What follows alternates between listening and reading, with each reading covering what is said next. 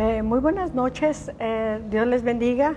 Nuevamente estamos aquí para impartir la asignatura de Teología Bíblica y Sistemática y vamos a dar inicio. Estamos exponiendo esta clase para un mejor conocimiento de la palabra de Dios y entender mejor el propósito de Dios que tiene para cada uno de nosotros.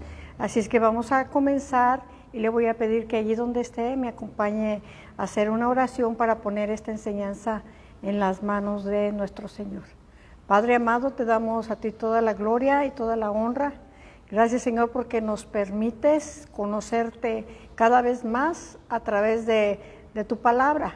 Esa palabra que ha salido de tu boca y que no regresa vacía, sino que cumplirá el propósito para el cual tú la has enviado. Padre, pedimos que tu presencia, tu Espíritu Santo, venga a traer iluminación a nuestro entendimiento y que podamos, Señor mío, a través de esta clase, Señor, podamos aprender y conocerte más, Señor, y entender, Señor mío, la magnitud y el propósito por el cual tú nos estás equipando para la obra tuya. Padre, yo te doy gracias, te pido que me uses conforme a tus fines y de tus propósitos, Señor mío. Te doy gracias y todo esto te lo pido en el nombre poderoso de nuestro Señor Jesucristo. Amén. Bueno, mis amados hermanos, vamos a comenzar. Estamos viendo esta clase de doctrinas que nos está enseñando de una manera lógica, sistemática, consistente de las Sagradas Escrituras, donde se nos autoriza a nosotros como creyentes el conocer más de la palabra de nuestro Dios. Son 12 doctrinas que vamos a estar analizando a través de este curso de Teología Bíblica y Sistemática. Y nosotros ya empezamos con la primera, que hablamos acerca de las Escrituras, y vemos cómo Dios se revela al hombre de maneras tan extraordinarias. Una de ellas nosotros ya estudiamos acerca de la revelación de Dios a través de la creación, a través de las Sagradas Escrituras, y la más maravillosa revelación que fue a través de nuestro Señor Jesucristo. Vimos algunas cosas que comprenden las Escrituras. Entramos a la segunda doctrina que nos habla de Dios o teología, y estuvimos viendo acerca de cómo Dios se ha revelado a través de su naturaleza, a través de sus nombres también, que esos nombres mencionan características relevantes e importantes de la persona de nuestro Dios soberano. Estamos viendo, donde vamos a comenzar el día de hoy, acerca de esas creencias erróneas que niegan totalmente la existencia de el Dios soberano en el cual nosotros hemos creído. Estábamos viendo acerca del agnosticismo, que nos habla esta doctrina, esta creencia, esta teoría, que nos habla acerca y significa de algo desconocido, que es algo que no da la posibilidad de conocer, niega la inteligencia humana y la capacidad para conocer a Dios. El agnosticismo dice que la mente finita no puede conocer algo infinito. El hombre no alcanza a conocer a Dios en un sentido absoluto y solamente conoce parte de lo que es Dios. Nos dice también esta teoría que aunque no podamos conocer a Dios en forma absoluta, nosotros sí podemos saber algo de Él. Las Sagradas Escrituras se basan en esa premisa de que Dios es conocible. Romanos capítulo 11, verso 33-34 dice: oh profundidad de las riquezas, de la sabiduría, de la ciencia de Dios, cuán insondables son sus juicios e inescrutables sus caminos, porque ¿quién entendió la mente del Señor o qué fue su consejero? Esto no lo dicen las palabras de Dios, que Dios está tan inmenso, tan complejo, que nosotros en parte conocemos, ¿verdad? Pero Dios ha tratado de darse a conocer al hombre, a esa creación de Él, obra de sus manos. Entramos a ver lo que es el politeísmo. Otro de los errores, las teorías que niegan la existencia de Dios, es el politeísmo. El politeísmo significa adoración a muchos dioses, característica de las religiones antiguas y paganas. Y no solamente las paganas y antiguas, sino estamos viendo cómo hoy en día el mismo hombre ha creado sus propios dioses. Esta teoría nos habla de un universo gobernado por muchos dioses u objetos o fuerzas naturales. La palabra en Romanos capítulo 1, verso 25 nos dice lo siguiente: ya que cambiaron la verdad de Dios por la mentira, honrando y dando culto a las criaturas antes que al Creador, que es bendito por los siglos. Amén. O sea, esto nos habla del politeísmo, que es otra creencia totalmente errónea, opuesta a la existencia de Dios. También tenemos otra enseñanza que se opone al conocimiento de Dios, es el materialismo. El materialismo niega que haya distinción entre la mente y la materia. Afirma que todas las manifestaciones de la vida y la mente y las fuerzas son propiedades propias de la materia. El hombre, nos dice el materialismo, el hombre es una máquina o un animal con el objeto de destruir su naturaleza y su destino divino. Eso es lo que nos dice el materialismo. Donde nosotros observamos los siguientes errores: nuestra propia conciencia nos dice que somos algo, nosotros no somos animales, no solamente somos materia, no somos como un árbol o como un objeto. La experiencia y la observación nos demuestran que la vida procede de una vida existente. La vida procedió de una causa divina y no de materia muerta. Otro de los aspectos que también nosotros vemos es que la evidencia de que existe inteligencia y diseño en el universo contradice la idea de un materialismo totalmente ciego. Los males de este materialismo se observan que destruyen los fundamentos de las bases morales. El hombre no es una máquina.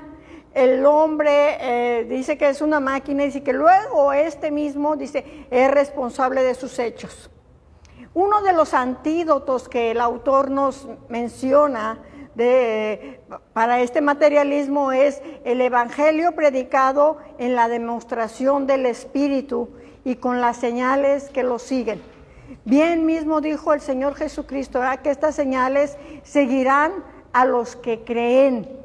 Y después dice el Señor, en mi nombre harán señales, echarán fuera demonios. Entonces el Señor habla de una evidencia acerca de lo que nosotros hemos creído, y en eso está fundamentada nuestra fe, en que nuestra fe no solamente es un sinnúmero de conceptos, sino de cosas reales que han tenido su demostración.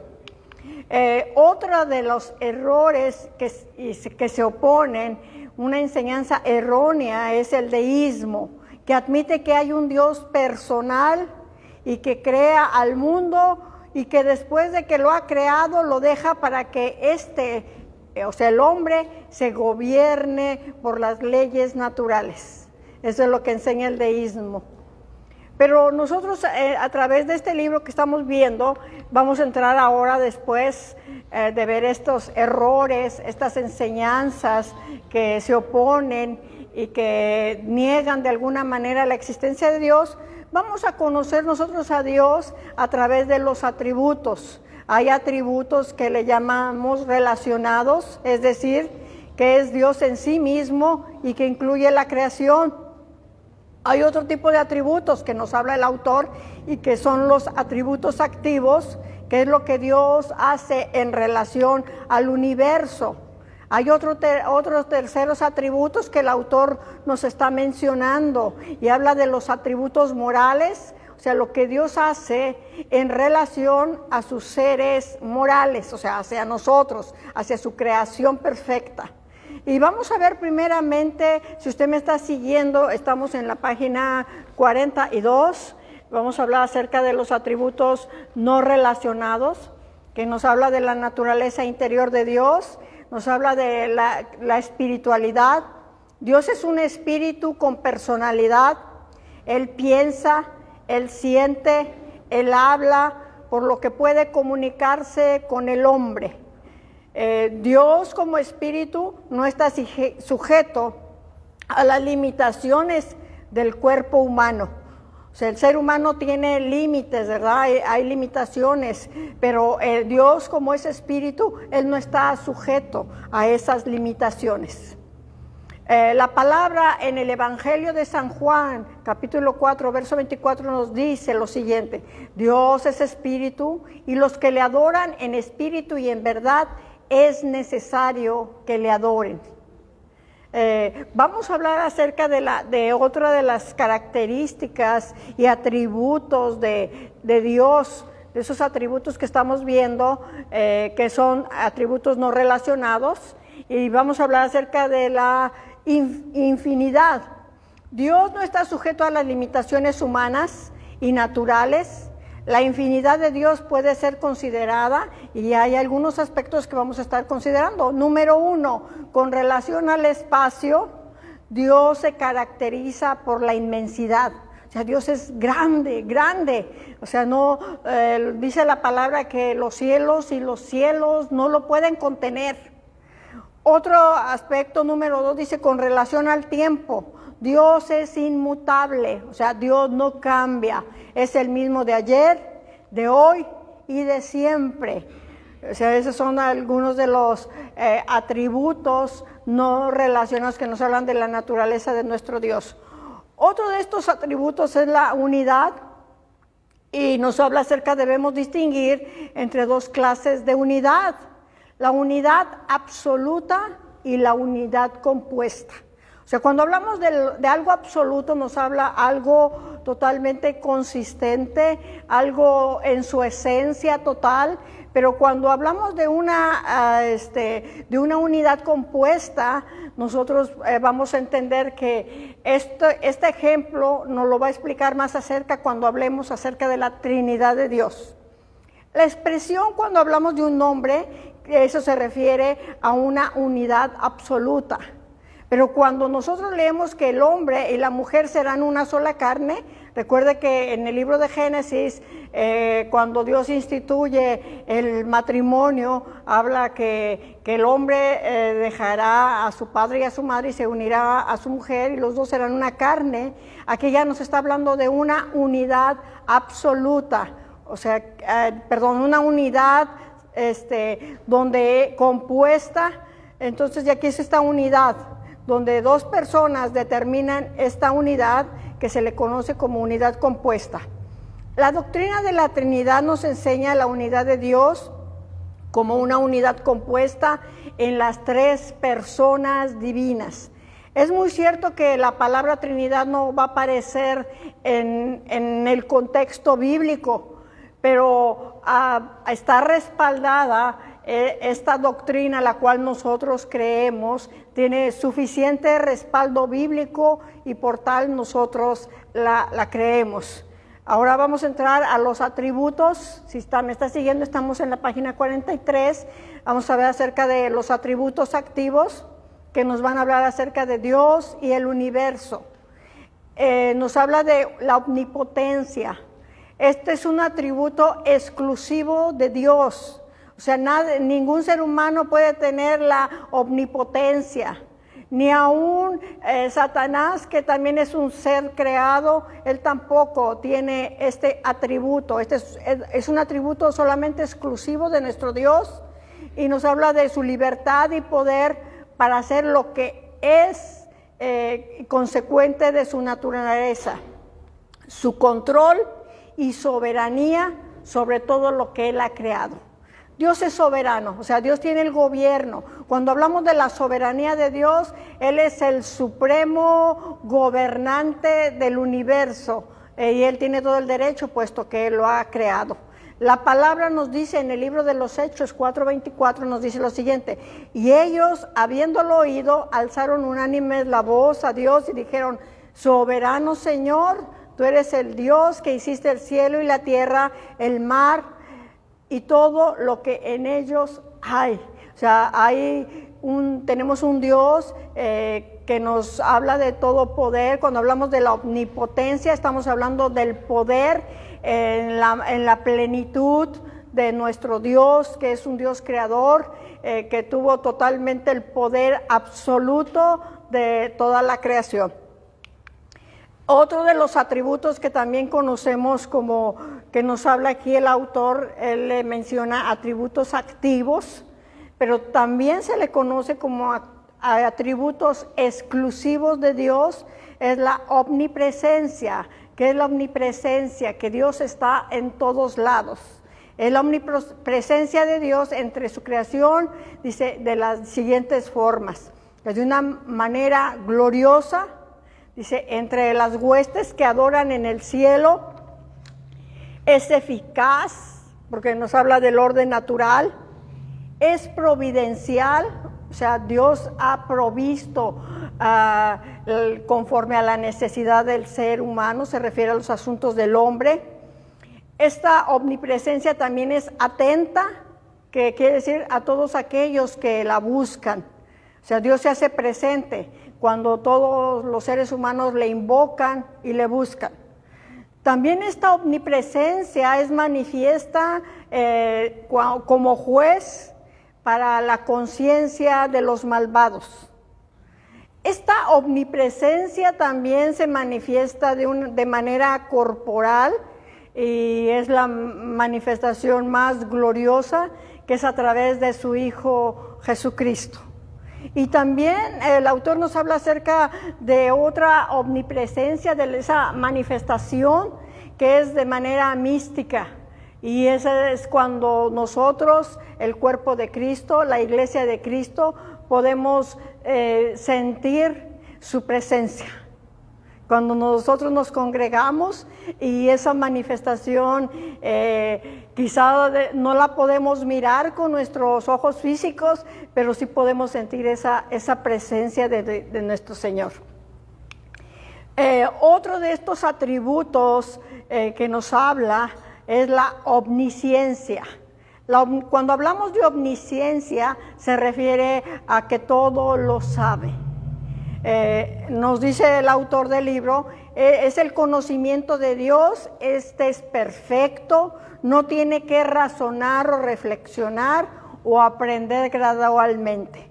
Nosotros los seres humanos sí tenemos un método de aprendizaje que va de menos a más, pero Dios es totalmente perfecto. Él lo sabe todo, Él conoce todo.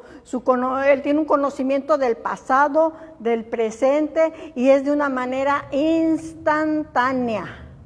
Sabe todas las cosas, aún de quién perderá o quién se perderá, es a lo que me refiero, pero deja al hombre que tenga su propia elección, o sea, su libre albedrío. Dios provee el futuro, pero no lo fija o lo determina para el hombre. O sea, el hombre es el que determina, debido a esta libre decisión, el hombre es el que determina su destino, no Dios. Es algo que estamos viendo acerca en este atributo. Otro de los atributos que estamos viendo, de estos atributos que nos hablan que son de Dios, son activos, atributos activos de Dios, es la sabiduría. Es la combinación de su omnisciencia, o sea, de su conocimiento, y de la omnipotencia, o sea, del poder de Dios que Él tiene. O sea, está combinado, o sea, todo lo sabe y todo lo puede. Esto nos habla de su sabiduría. Tiene poder para aplicar sus conocimientos para que sus propósitos sean cumplidos. Los atributos que estamos hablando es la soberanía. Dios tiene el derecho absoluto de gobernar y de disponer de sus criaturas según su voluntad. O sea, Dios nos creó para que Él pueda ejercer su gobierno. Él es el Rey soberano, y nosotros debemos de entender que Él es ese Dios que tiene un gobierno y que lo puede manejar de una manera absoluta. Posee derechos de su propiedad absoluta en todo. Y vamos a entrar en la página 45 acerca de los atributos morales. O sea, Dios y las criaturas morales. Aquí estos atributos, vamos a ver cómo estos atributos vienen a influir en cada uno de nosotros porque fuimos creados. Y aquí es cuando se cumple, cuando Dios, ¿verdad? El Dios Trino dice en el libro de Génesis, hagamos al hombre conforme a nuestra imagen y conforme a nuestra semejanza. Está hablando de una semejanza moral. Entonces Dios aquí en estos atributos que vamos a ver a continuación los comparte con su creación. Y vamos a ver el primero de ellos que nos señala el autor. Habla de la santidad. La santidad de Dios es absoluta pureza moral. Él no puede pecar ni tolera el pecado. Es algo que debemos de entender nosotros, que Él es puro, Él es santo y no tolera el pecado. Dios no puede habitar donde hay pecado. No solo es un atributo de su naturaleza divina, solo Dios es santo en sí mismo. Aplicado a las personas, sus objetos implica ser apartados o separados para servir a Dios. Estamos hablando de la expresión consagrar, a fin de vivir de acuerdo a la ley de la santificación. Por esto este es un atributo moral que Dios comparte con nosotros. Cuando nosotros decidimos consagrarnos a Dios, estamos buscando agradarle a Él, estamos buscando apartarnos nosotros como personas o apartar algo que solamente va a ser usado para los fines, los propósitos del servicio de Dios. Otro de estos atributos que nos menciona el autor habla de la justicia, de estos atributos morales que estamos viendo. La justicia es santidad en acción, es la santidad de Dios manifestada en el trato con sus criaturas. Cuando declara inocente al que lo es y condena al malvado y hace justicia. Cuando perdona al penitente, cuando castiga y juzga a su pueblo, cuando salva a su pueblo, cuando da victoria a la causa defendida por los fieles. O sea, aquí nos está hablando de este atributo de justicia. Obvio que nosotros a veces no entendemos a veces este término que habla de esa justicia de Dios. No es la justicia como nosotros la observamos o la consideramos, porque Dios es el Dios justo. Él ha establecido sus leyes y Él no puede cambiarlas, no las puede modificar. Espero que podamos entender esto, de que es como cuando tú vas a la corte. Si ya la ley está establecida y si nosotros hemos cometido una infracción, vamos a pagar por esa infracción que hemos cometido. Y así de esa misma manera la justicia de Dios ya ha sido establecida. Otro de estos atributos morales que nos menciona el libro nos habla de la fidelidad. Dios es digno de la confianza más completa. Sus palabras siempre se cumplirán. Su pueblo debe descansar en las promesas. O sea, nosotros debemos descansar en las promesas de Dios. Debemos de creer que esa palabra que ha salido de su boca va a tener su cumplimiento.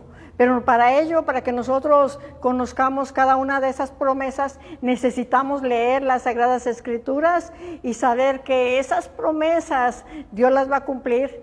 Otra de las características, esas promesas la mayoría de veces son condicionales. Otro de los atributos morales es la misericordia. La misericordia de Dios es la bondad divina ejercida para aliviar las aflicciones del hombre. Su misericordia es un fundamento de esperanza. Su misericordia se manifestó al enviar a su Hijo. O sea, fue tan grande la misericordia de Dios el Padre que tuvo que enviar a su Hijo, al unigénito, para redimir a la humanidad. Y esto lo hizo por esa misericordia. Otro de los atributos morales que vemos también es el amor. Es el atributo de Dios por cuya razón desea mantener una relación con el hombre. El amor es la esencia o atributo que define a nuestro Dios.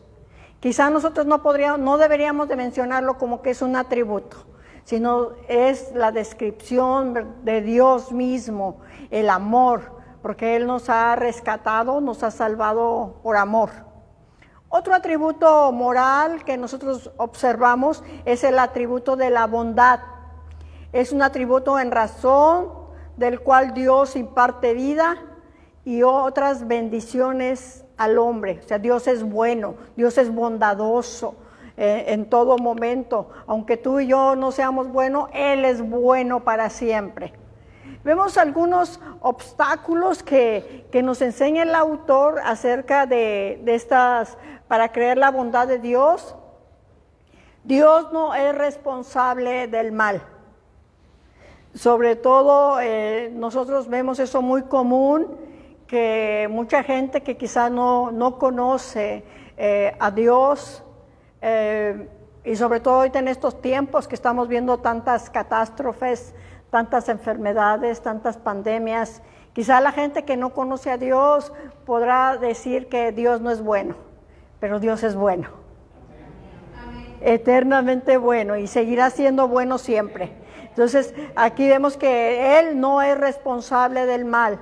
O sea, el hombre mismo se ha ido corrompiendo. El mismo hombre ha ido destruyendo lo que Dios ha creado, la naturaleza, la moral se ha corrompido, los valores, los principios, el mismo hombre lo ha destruido. Dios no es el responsable.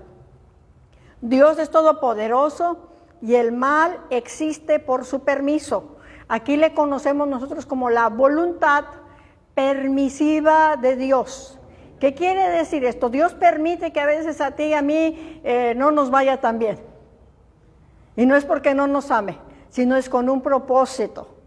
Entonces debemos de tomarlo de esa manera, que Dios permite estos acontecimientos, pero va bajo su permisividad.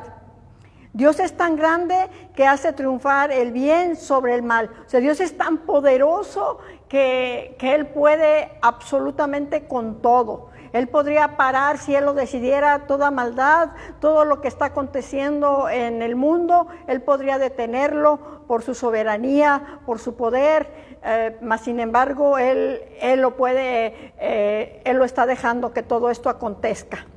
Dios ha creado el universo con leyes naturales y el hombre debe sujetarse a ellas. O sea, Dios es tan perfecto. O sea, vemos en la palabra de Dios que es un libro que contiene tanta ciencia, tanto conocimiento, tanta sabiduría, y aún, ¿verdad? Dios ha creado las leyes físicas, las leyes naturales, las leyes de la gravedad, y aún el hombre tenemos que sujetarnos a que estas mismas leyes se sujetan a la soberanía de Dios. Hay un tiempo kairos y hay un tiempo cronos. El tiempo kairos se refiere al tiempo de Dios. El tiempo cronos se refiere al tiempo cronológico, el cual tú y yo conocemos y vivimos día con día. El por qué a veces nosotros tratamos de decir, Dios, te tardaste. Oh Dios, ¿cuándo va a ser el tiempo? Entonces hay un tiempo de Dios, ese se le conoce como el tiempo kairos. Y de ese tiempo él tiene el dominio, tiene el control. Recordemos que Él es soberano y nosotros nos movemos bajo el tiempo cronos. Ahora vamos a entrar en la página 49, vamos a estar hablando acerca de la Trinidad de Dios. Y el autor nos presenta la doctrina de la siguiente manera. Las Sagradas Escrituras enseñan que Dios es uno y que fuera de Él no hay Dios. La unidad divina es una unidad compuesta donde hay tres personas distintas y cada una de ellas es la divinidad. O sea, son tres personas en una, totalmente divinas. Las tres comparten esta divinidad y las tres cooperan con una mente y con un propósito. El Padre crea, el Hijo redime y el Espíritu Santo santifica. El Padre es el preeminente creador. El Hijo y el Espíritu Santo se presentan en la función de cooperar en la obra de la creación. Recordemos que dice la palabra que ellos estaban ahí en el principio, cuando Dios empezó a hablar y todas las cosas fueron hechas posibles. Ahí estaba el Hijo, el Espíritu Santo y el Padre. Entonces todos ellos estuvieron presentes en esta función de la obra maravillosa de la creación. El Hijo es preeminente y redentor. Y el Padre y el Espíritu presentan en la función de enviar al Hijo para redimir. O sea, el Padre traza el plan de la redención y envía al Hijo y lo envía por medio del Espíritu Santo. El Espíritu Santo es el santificador y el Padre y el Hijo cooperan en la obra santificadora. O sea, cuando nosotros ya como creyentes que se nos ha revelado nuestro Señor Jesucristo para salvación, entonces viene la obra maravillosa que hace el Espíritu Santo y ahí es donde esa obra la hace el Espíritu Santo, pero también ahí está implícito el Padre y el Hijo. La Trinidad es una comunión eterna, es una doctrina revelada y no concebida por el razonamiento del hombre. O sea, el hombre no la creó, sino es algo que ya estaba establecido desde antes de la fundación del mundo. El autor nos muestra acerca de una definición de la Trinidad y dice que en el siglo V se protege el concepto de la Trinidad por medio de un dogma o de un credo. En Alejandría por Anastasio, obispo del siglo XIV. Esto lo encontramos en la página 51 y 52, ahí nos habla acerca de este dogma y es de lo que te mencionaba que en el periodo de la iglesia, ¿verdad? De la iglesia medieval, cuando hubo tanta discrepancia en cuanto a las doctrinas, entonces se crearon dogmas. Un dogma se crea en función de una doctrina que está en la Biblia y que se establece de manera humana, por así decirlo, para protegerla, para que no vengan más personas a distorsionar esa verdad que está implícita y que está respaldada por la palabra de Dios. Entonces aquí, si tú quieres leer un poquito más acerca, está en la página 51 y 52, que el autor nos habla más acerca de este dogma o este credo. La demostración de la doctrina de la Trinidad, nos dice el autor, esta revelación se encuentra en las Sagradas Escrituras. O sea, no vamos a encontrar la palabra de manera literal, Trinidad, pero sí vamos a encontrar cómo las tres personas divinas interactúan juntas. En el Antiguo Testamento y en el Nuevo Testamento también lo encontramos. El concepto de la Trinidad. La naturaleza, dice, nos proporciona muchas alegorías, o sea, muchas enseñanzas simbólicas, que eso es una alegoría, ¿verdad? Una enseñanza mediante símbolos. Entonces, nosotros quizá podamos entender un poco acerca de la Trinidad cuando hablamos del agua. El agua, ¿verdad? En sí es una sustancia y nosotros podemos conocerla a través del estado líquido, sólido o evaporado, o quizá la conocemos de manera gaseosa. Entonces, quizá tú y yo podemos entender acerca de la Trinidad cuando el autor nos presenta este ejemplo. Otro de los ejemplos que también cita el libro nos habla de la electricidad. La electricidad produce movimiento, luz y calor, pero originalmente es electricidad. También otro ejemplo que nos cita es mediante el sol, que tiene una manifestación de difusión de luz, de calor y de fuego. Entonces, quizá de esa manera nosotros podemos entender cómo obra la Trinidad, cómo nosotros podemos entender que no son tres dioses diferentes, sino que es un solo Dios manifestado en tres personas divinas. Vamos a pasar a la parte donde vamos a hablar de la personalidad del hombre. Dios dijo, hagamos al hombre conforme a nuestra imagen, conforme a nuestra semejanza. El hombre es tripartita. O sea, ¿qué quiere decir tripartita? Tenemos tres partes, que es el espíritu, el alma y el cuerpo. O sea, hasta en eso Dios también nos hizo alma y cuerpo. Y pues aquí termina ese capítulo que nosotros estamos viendo, y vamos a entrar acerca de la tercera doctrina, que nos habla acerca de los ángeles. Si ya tiene ahí su libro, vamos a hablar de los ángeles, que es la tercera doctrina de las 12 que vamos a estar estudiando. Y en griego se le llama angelología, que es el estudio de los seres espirituales. Y vamos a entrar directamente en materia, que nos habla acerca de su naturaleza. Estamos en la página 59. Son criaturas, o sea, son seres creados. Dios los creó. Ellos no tuvieron su creación de manera, a pesar de que son seres espirituales, ellos no se crearon a sí mismos, sino Dios los creó antes de la creación del hombre. Hay ángeles buenos y ángeles malos, y no se les debe de adorar. La palabra en el Salmo 91, verso 11 y 12 dice, pues a sus ángeles mandará cerca de ti, que te guarden en todos tus caminos, en las manos te llevarán para que tu pie no tropiece en piedra. O sea, los ángeles son seres creados. Incluso actualmente hay una doctrina que se encarga de estudiar los ángeles y les rinden tributo y adoración, pero conforme a las Sagradas Escrituras esto no es posible. Los ángeles también son espíritus. A diferencia del hombre, no están limitados por condiciones físicas o naturales. Aparecen y desaparecen a su voluntad, viajan con rapidez, tienen la capacidad de tener forma humana. La palabra en Génesis 19:1 vemos que nos dice lo siguiente: llegaron pues los dos ángeles a Sodoma a la caída de la tarde, y Lot estaba sentado a la puerta de Sodoma, y viéndolos Lot se levantó a recibirlos y se inclinó hacia el suelo.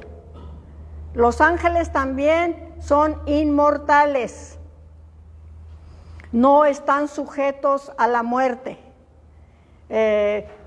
Incluso los ángeles caídos, ellos ya hay juicio para ellos. Ellos no alcanzan la salvación y la redención, así como el hombre. Pero aquí nos dice que estos seres son inmortales, ellos no están sujetos a muerte.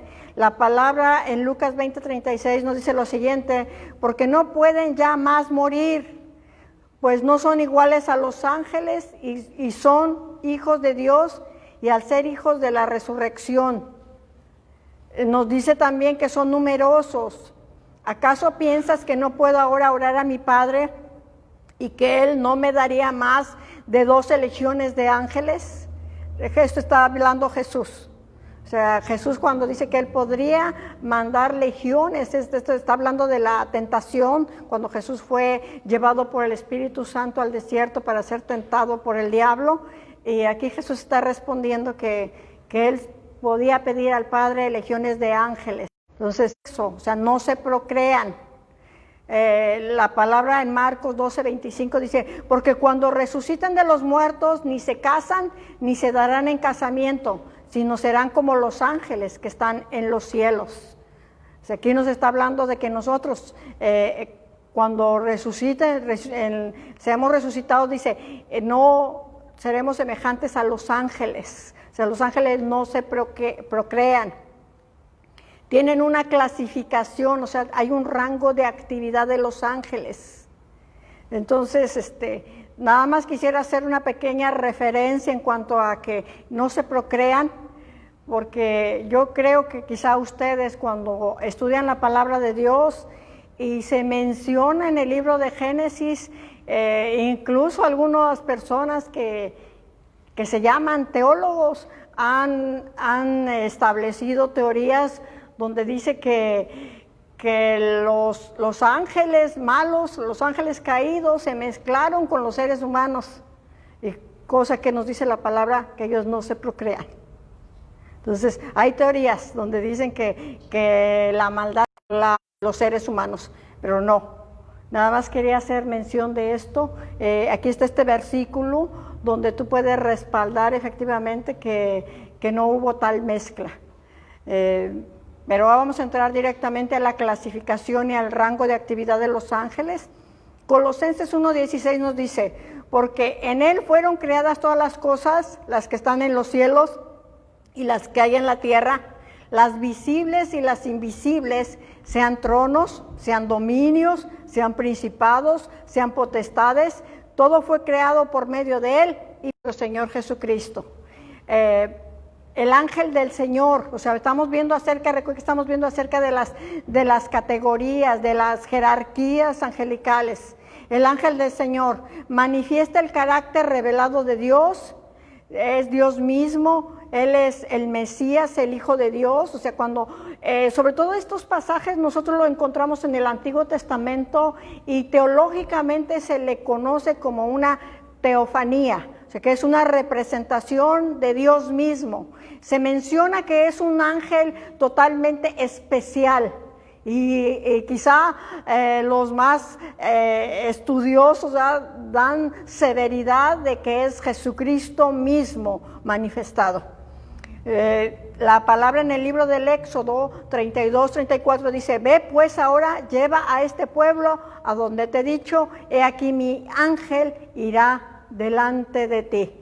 Y quizá vemos algunos pasajes que nos hablan acerca del ángel de Jehová o el ángel del Señor. Otro rango es el arcángel, y la palabra nos enseña que los conocidos que vemos aquí, que los nombres que la Biblia nos da a conocer, no quiere decir que sean los únicos, pero la palabra nos menciona de Miguel y de Gabriel.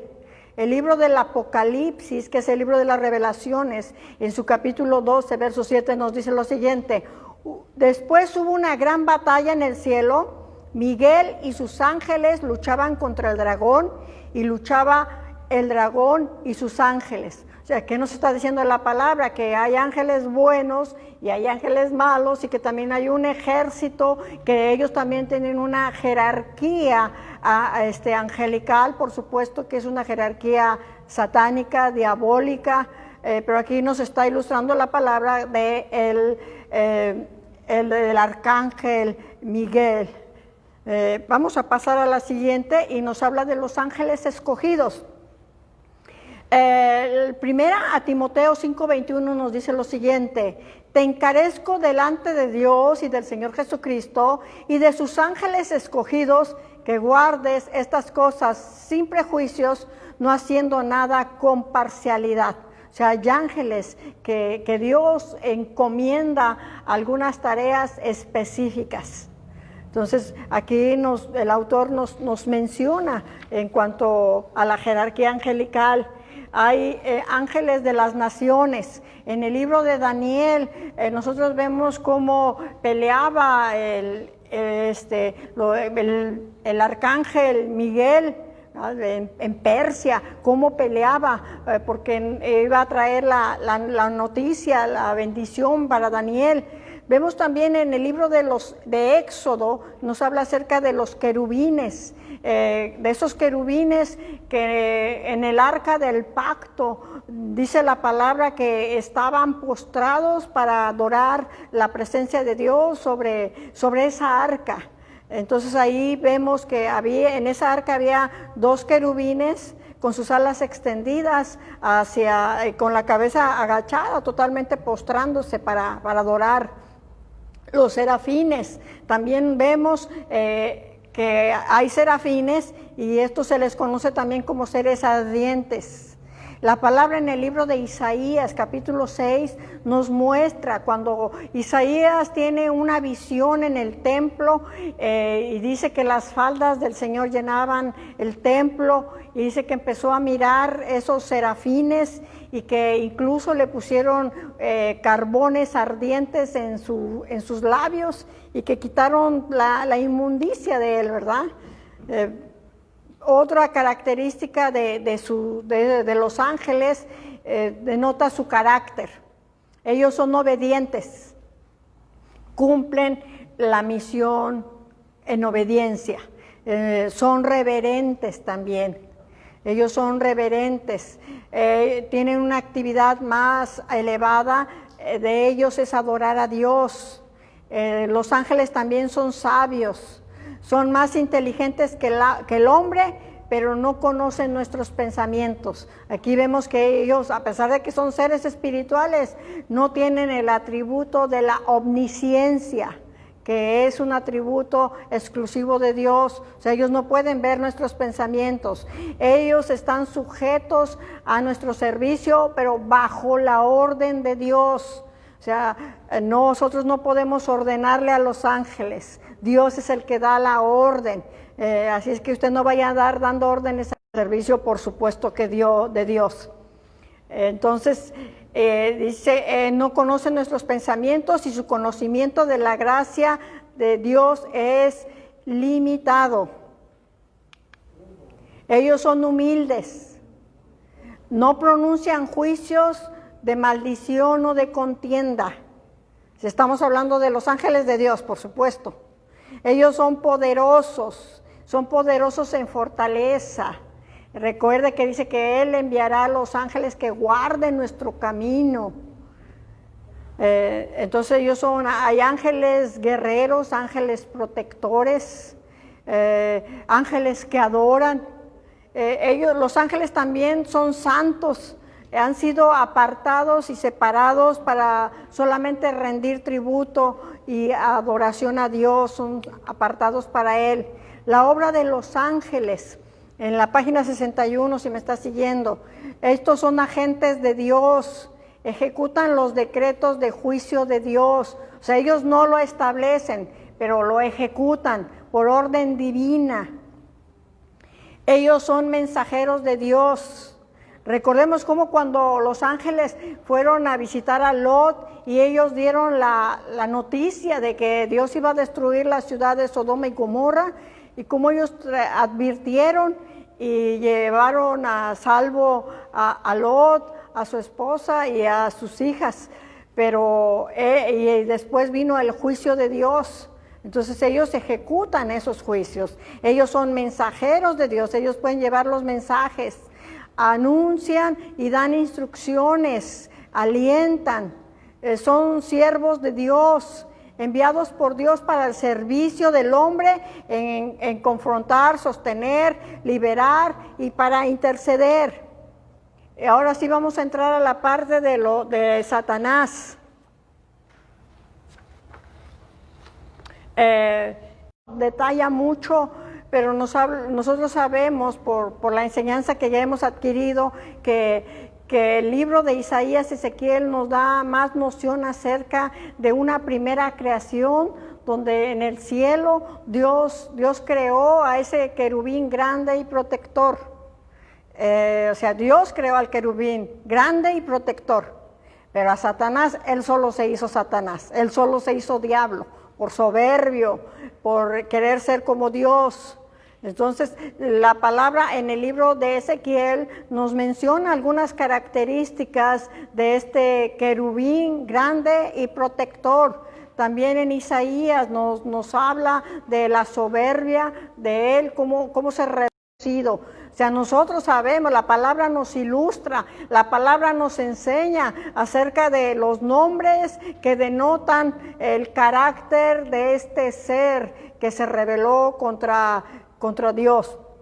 Satanás significa literalmente adversario y presenta sus intentos maliciosos en poner obstáculo a los propósitos divinos de Dios, iniciando con la humanidad. Recordemos en Génesis 3:15 que Dios pone enemistad entre la simiente de él y la simiente de la mujer.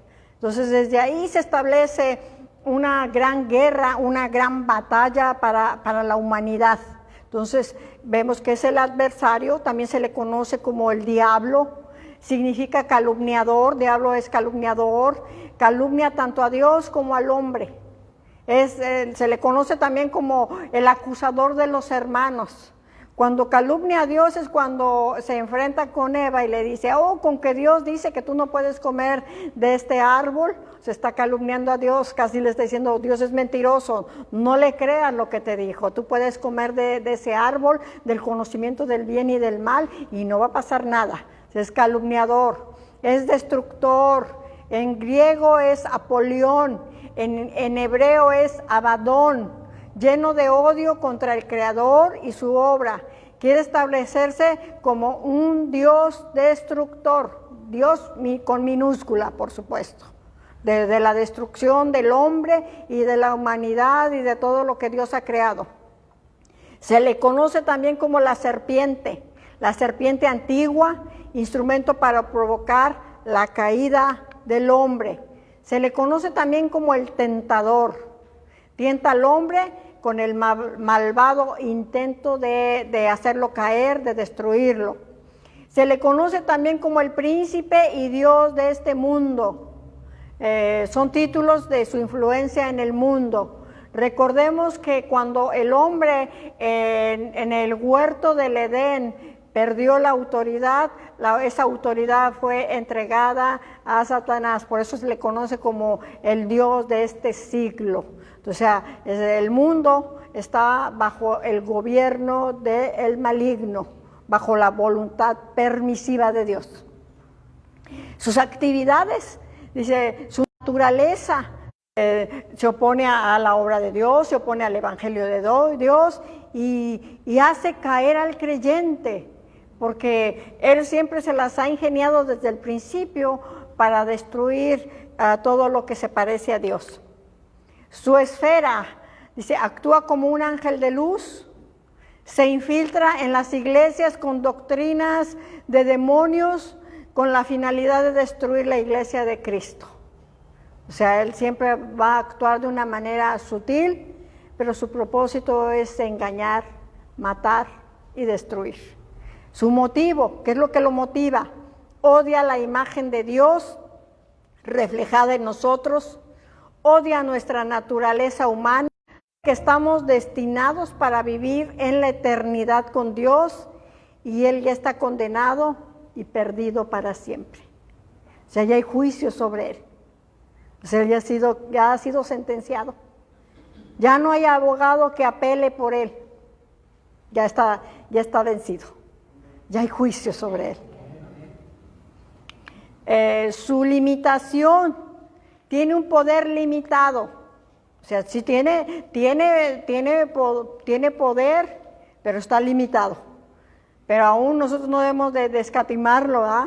No lo pongamos en poco, ni tampoco lo exaltemos, pero porque Él ya está vencido por Cristo. Nosotros debemos de resistirle y solamente puede tocarnos bajo la voluntad permisiva de Dios. Recordemos lo que nos dice Santiago: someteos a Dios, resistid al diablo y Él va a huir de nosotros. Pero la condición principal es someternos a Dios. Señor Jesucristo, esa autoridad es recuperada y esa autoridad ha sido entregada a la iglesia, a nosotros los creyentes. Su destino de Satanás fue arrojado del cielo a la tierra. Su derrota fue anunciada desde el libro del Génesis, desde Génesis ya está proclamado. Dice, y durante el milenio será encadenado en el abismo, después será soltado para finalmente ser arrojado al lago de fuego y de azufre por la eternidad. Pero como Él ya sabe que ya su sentencia, que su tiempo también se está cortando, por eso Él quiere llevar más gente. El infierno no fue creado para el ser humano, fue creado para Satanás y sus demonios y aún lamentablemente aquellos que quieran acompañarlo. Los espíritus malvados o los ángeles caídos. Fueron creados perfectos, pero bajo la dirección voluntaria de seguir a Satanás, y fueron arrojados del cielo. Habitan parcialmente en el infierno, donde habitar. Los demonios buscan influenciar, oprimir y poseer al hombre. Son las tres formas que nosotros conocemos acerca de cómo operan los demonios. Primeramente influencian, es una influencia exterior totalmente. Después vienen a oprimir, viene una opresión de exterior y logran parcialmente entrar en la persona hasta que finalmente logran entrar dentro del hombre. Entonces esta es la manera en cómo estos demonios operan.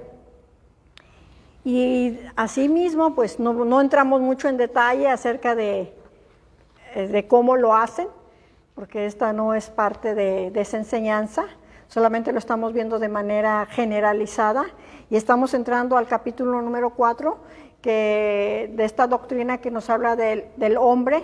En griego es antropología, y vamos a ver qué nos dice este autor acerca de esta enseñanza. Nos habla del origen del hombre. Las Sagradas Escrituras enseñan con claridad la doctrina de la creación. Dios hizo a cada criatura según su especie. Creó la diversidad de especies y luego los dejó que se desarrollaran y progresaran según las leyes de su especie. La distinción entre el hombre y criaturas inferiores lo declara Dios: hagamos al hombre a nuestra imagen, conforme a nuestra semejanza. O sea, Dios cuando hizo todo lo demás, si tú ves en el libro del Génesis, Dios está hablando y todas las cosas se van creando conforme a la orden dada por su palabra. Pero cuando llega a la creación del hombre es una obra especial. Es donde Él se toma el tiempo para formarlo y soplar ese aliento de vida sobre el hombre. Vamos a hablar acerca de la Trinidad o el hombre tripartita. El hombre está compuesto de dos sustancias, material denominada cuerpo y la inmaterial denominada alma. El autor maneja estos dos conceptos. También dice, el alma proporciona vida al cuerpo y cuando el alma es quitada, el cuerpo muere. O sea, cuando una persona muere, la palabra dice, se le sale el alma. El Génesis 2:7 nos dice, entonces Jehová Dios formó al hombre del polvo de la tierra y sopló en su nariz aliento de vida, y el hombre fue un ser viviente. O sea, lo que nos dio vida fue ese halo, ese ruaja, que es el aliento de Dios, ¿verdad? Que nos dio vida a nosotros. Es lo que nos está diciendo la palabra. También la Biblia nos dice que el hombre está formado por tres sustancias. Es otro concepto que maneja el autor de este libro, y nos dice que esas sustancias son el espíritu, el alma y el cuerpo. O sea, obvio que el autor trata de manejar que el espíritu y el alma son esencias, son sustancias que trabajan muy, muy juntas, vamos. La primera Tesalonicenses, capítulo 5, verso 23, nos habla aquí que por qué nosotros tiene este fundamento bíblico de que nosotros somos tripartitas. Y dice, y el mismo Dios de paz os santifique por completo todo vuestro ser, espíritu, alma y cuerpo, sea guardado irreprensible para la venida de nuestro Señor Jesucristo. O sea, la palabra está hablando acerca de que hay estas tres sustancias en el hombre. El espíritu y el alma presentan que son partes donde se opera la naturaleza espiritual y no se pueden separar. El espíritu humano, todo ser humano habita en un espíritu dado por Dios. Este espíritu fue formado por Dios en la parte interior de la naturaleza del hombre. El espíritu es fuente y centro de la vida del hombre. El espíritu es lo que distingue al hombre de todas las cosas creadas. Contiene vida humana e inteligencia. El espíritu representa la naturaleza más elevada del hombre y está relacionado con la cualidad de su carácter. Nosotros que hemos sido, que nuestro espíritu humano ha sido ahora vivificado por el Espíritu Santo. Antes nuestro espíritu estaba, por así decirlo, muerto en delitos y pecados porque no conocíamos de Cristo, pero teníamos un espíritu. O sea, Dios creó al ser humano, creyente o no creyente, con ese espíritu. Que solamente el Espíritu Santo es el que viene a hacer la diferencia. El Espíritu Santo es el que viene a conectar a ese espíritu humano con la presencia bendita de Dios. Otra de las cosas que vemos aquí del hombre, de estas sustancias del hombre, es el alma humana. El alma humana, la naturaleza del alma. Página 75, estamos en esa página. El alma distingue la vida del hombre de la vida de los animales, de las plantas y de todas las cosas inanimadas. El alma distingue al hombre como habíamos dicho anteriormente, de los animales. Los animales no tienen alma, que perece cuando ellos mueren, y el hombre ocupa un nivel más elevado que los animales, también más que la vegetación, la sensitiva, la intelectual y la moral. El alma distingue a un hombre de otro formando la individualidad. O sea, los animalitos pues solamente fueron creados, pero cuando su vida termina, pues ahí se acaba. Ellos no van a estar para la eternidad. Ellos no tienen una vida eterna, no hay un cielo para perros o para gatos. El hombre sí fue creado de una manera especial. Vamos a pasar a lo que es el alma y el pecado. El alma vive su vida natural por medio de los instintos. Aquí hay algo importante que vamos a ver de los instintos. Habla de la parte instintiva que tiene el hombre. Yo cuando doy la enseñanza, yo casi siempre relaciono esto, que los instintos están en la parte espiritual, pero aquí el autor, recordemos que él nos está diciendo que el alma y el espíritu no se pueden separar. Entonces vamos a manejarlo conforme el autor lo está expresando. Estos instintos son la fuerza motora de la personalidad que Dios ha dotado al hombre para su existencia terrenal y celestial. O sea, hay instintos. El hombre ha sido creado con estos instintos para existir, para preservar su vida, tanto terrenalmente, y aún también Dios, ahora que estamos en Cristo, Dios nos está preservando para tener una vida celestial cuando nosotros estemos con Él y reinemos juntamente con Cristo. Los instintos o los estímulos naturales son implantados en el hombre por Dios y son necesarios para la preservación de la vida, que habla del cuidado y de la protección. Todos los seres humanos instinto hacer el alimento y la sed. Eso también nosotros lo traemos ya implícitos, ya es con lo que Dios nos ha creado, y hay un instinto de reproducción sexual. Lógicamente que nosotros, como somos seres más elevados que los animales, pues ya tenemos un razonamiento, ¿verdad? En función de toda esta parte instintiva, pero de hecho también traemos estos instintos nosotros como seres humanos. Hay un instinto de dominio que nos habla de la iniciativa y afirmación para cumplir la convocación y con responsabilidad. O sea, nosotros no solamente actuamos de manera instintiva como los animales, sino nosotros asumimos nuestra responsabilidad. Dios ordenó a las criaturas inferiores que gobernaran por su instinto, o sea, a los animales se está refiriendo. El hombre fue honrado por Dios con el libre albedrío y con el razonamiento para disciplina. O sea, aquí es la diferencia. Los animalitos no tienen ese libre albedrío, nosotros sí lo tenemos. Dios, para regular las facultades del hombre, impuso una ley. O sea, Dios impuso una ley y esa ley está en nuestra conciencia.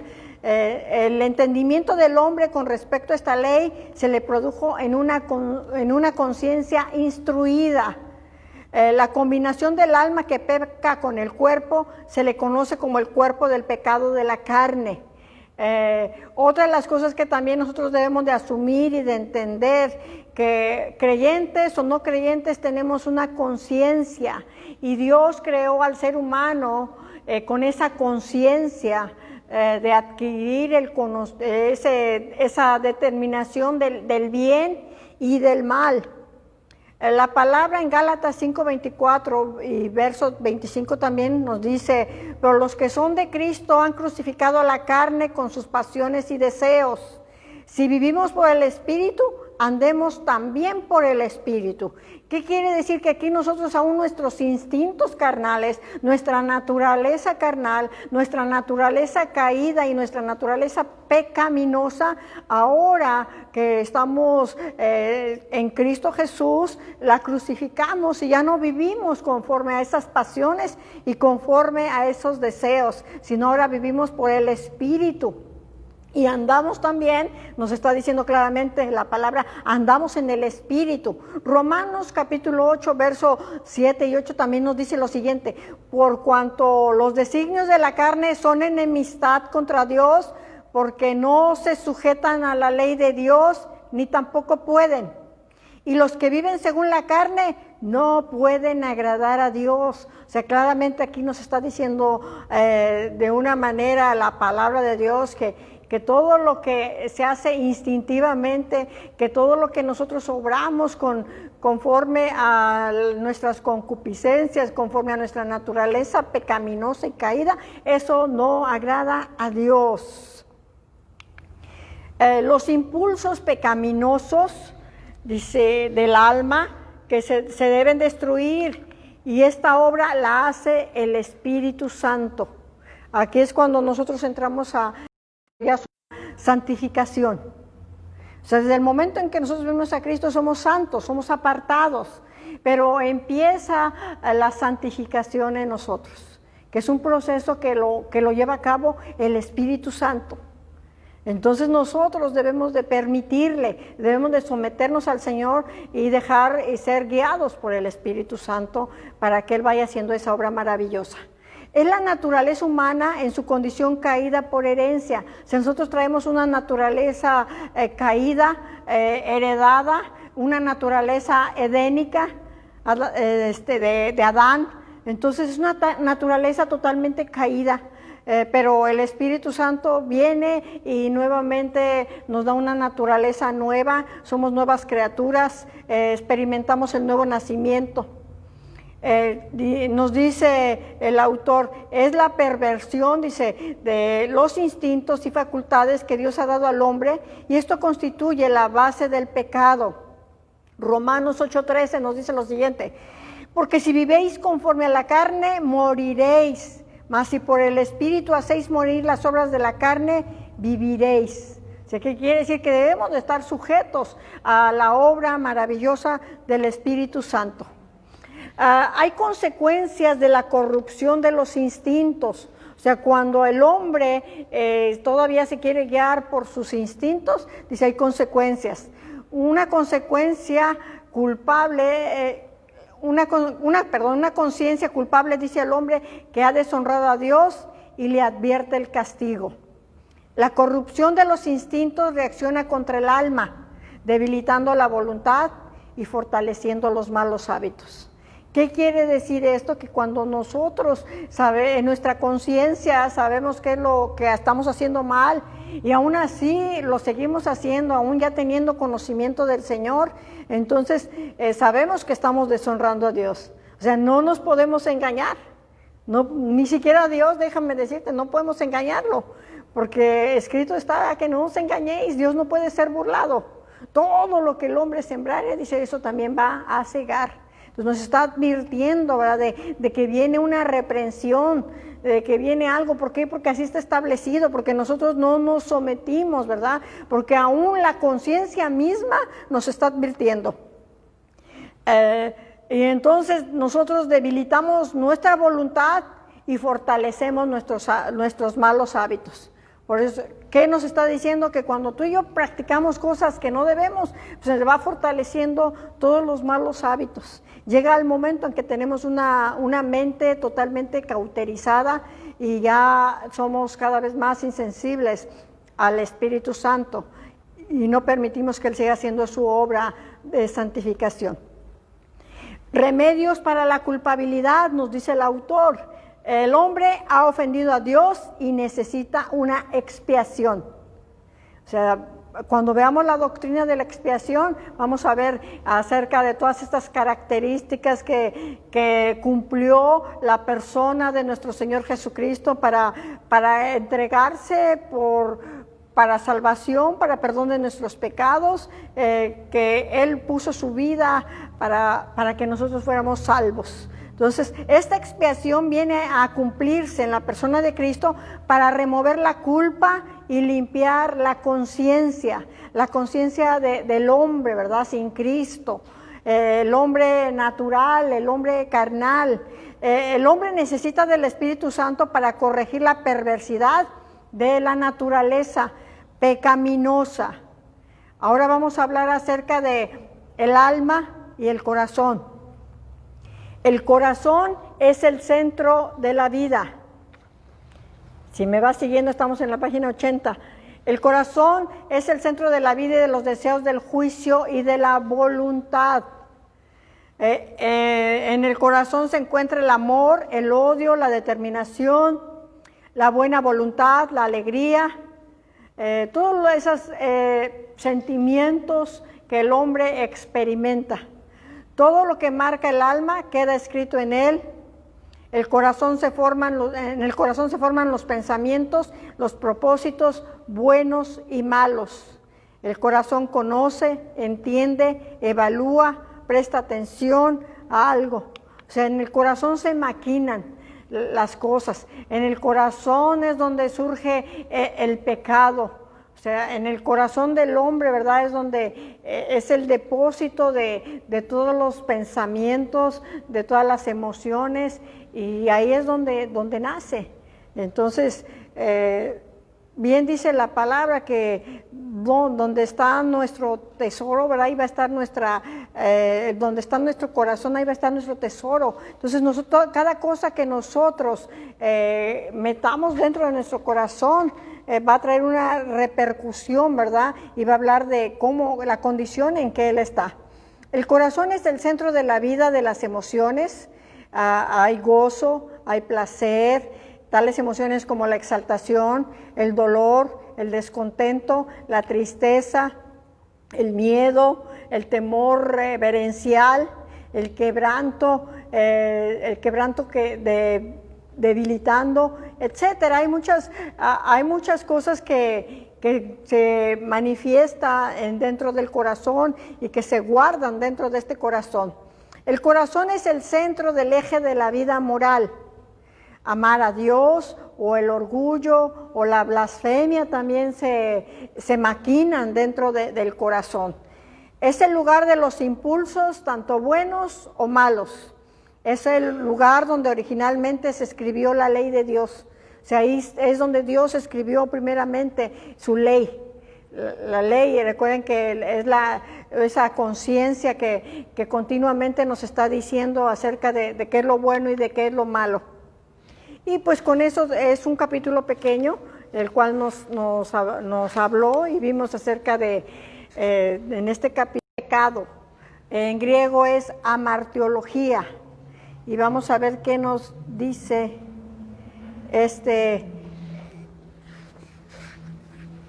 capítulo que vamos a estar analizando. Entonces vamos a hablar acerca de que el pecado es una realidad. El pecado en verdad nos lo menciona, ¿verdad? En este estudio que estaremos, la historia del hombre, ¿verdad? En la conciencia del hombre. Y vamos a ver qué nos dice el autor acerca, y nos habla acerca de algunas cosas que vamos a estar viendo a través de este estudio, y nos va a hablar acerca del ateísmo, que el ateísmo nos habla de negar la existencia de Dios, también niega el pecado, puesto en un sentido estricto. El hombre puede ser culpable o hacer lo malo en relación a los demás, pero se le llama pecado cuando este atenta directamente con Dios. Entonces el ateísmo habla que tú puedes hacer lo que tú quieres, siempre y cuando tú no estés atentando contra la persona de Dios. O sea, ellos no niegan la deidad de Dios, pero ellos niegan también que hay pecado. Entonces, y estas cosas, dice, es lo que constituye al pecado. Otra de lo que nos habla este estudio acerca del pecado, nos habla de creencias o doctrinas que hay, que nos habla del determinismo, y se habla de que afirma que el libre albedrío, la libre decisión, es un engaño y que no es real. El hombre es simplemente el esclavo de las circunstancias, y esta teoría lo afirma. O sea, no hay libre decisión. O sea, el hombre siempre ha sido engañado, es lo que nos dice esta teoría, y es esclavo de toda circunstancia. O sea, de todo lo que le pasa en su vida, el hombre se hace esclavo. Pero las Sagradas Escrituras nos dicen lo siguiente: ellas afirman en forma consecuente que el hombre es libre de escoger. El hombre es entre escoger el bien y el mal, tiene una libertad insinuada de exhortación, nos dice el autor, y esta dirige al hombre a tener propias decisiones. Otra de las causas que nos habla del pecado es el hedonismo. Es una palabra que procede de una raíz etimológica, es del griego y significa placer, es disfrutar los placeres y evitar el dolor. Es una teoría que nos está hablando, ¿verdad?, acerca de ese goce, de ese disfrutar, y va a evitar el dolor. El hedonismo pasa por alto el pecado y se argumenta en cuanto a cosas, es que pues fue una debilidad inocente, es que fue un tropiezo, es que fue un entusiasmo juvenil, es que son jóvenes y son susceptibles a pecar. Entonces están justificando de alguna manera al hombre cuando está siendo partícipe del pecado. Entonces el hedonismo fortalece, como te decía, esas áreas de goce, y de placer, y él está a favor de que el hombre pues tiene que buscar su felicidad. El hombre no tiene por qué vivir en dolor ni en sufrimiento, sino esta teoría se oculta tras el sistema moderno de la enseñanza y aboga por la expresión de la libre individualidad. Incluso nosotros estamos viendo cómo hoy en día el hombre ha pervertido totalmente los conceptos divinos que han sido establecidos en la palabra de Dios, y vemos cómo esto, aún en estos tiempos, ¿verdad?, que se está dando las libres decisiones, el nuevo género, etcétera, la igualdad de géneros y tantas cosas que se van aliando a los derechos que le llaman derechos humanos, que ya no son tan derechos humanos, sino están metiendo una serie de doctrinas y teorías totalmente liberales, donde solamente buscan el placer del hombre. Entonces, esta teoría resta la importancia y la gravedad del pecado. ¿Ya ven? Minimiza, ¿verdad?, el pecado. El pecado sabemos que es la infracción de la ley. El pecado es errar al blanco. El pecado nos va a separar de Dios. Esto es lo que nos enseña el hedonismo. Otra cosa que nos enseña del pecado es la ciencia cristiana. Esta niega la realidad del pecado. El hombre piensa que el pecado es verdadero, real, y por tanto su pensamiento necesita corregirse. Dice, pero después de observar que el pecado y la ruina son muy reales en el mundo, parece que este error de la mente mortal es casi tan malo como las personas que quizá han sido, y le llaman personas enseñadas de una manera anticuada. Entonces, pero las Sagradas Escrituras denuncian que el pecado es la violación de la ley. Cuando tú y yo cometemos pecado, estamos infringiendo la ley de Dios. Él es el Dios justo, Él es el juez justo, y Él ha establecido una ley. Y cuando nosotros pecamos, violamos esta ley, la infringimos esta ley. Entonces es una ofensa que merece un verdadero castigo. Otra de las teorías del pecado y doctrinas erróneas que se siguen es la evolución. La teoría de la evolución considera el pecado como la herencia animal del hombre primitivo. Dice, por lo tanto, en vez de exhortar al pueblo en el sentido de descartar al viejo hombre, o sea, al viejo Adán, sus proponentes deben de aconsejar descartar a la vieja naturaleza. Dice, pero no, o sea, nos dice aquí el autor, además los animales no pecan, o sea, el animal no peca. Y quizá a lo mejor tú dices, no, pero sí peca, sí hay pecado. No, el hombre es el que lo ha llevado al animal a pecar. El hombre es el que ha distorsionado aún todas las especies animales. El hombre mismo en su afán, en su perversidad, en distorsionar la verdad, lamentablemente ha distorsionado tanto a los animales, aún a la misma naturaleza.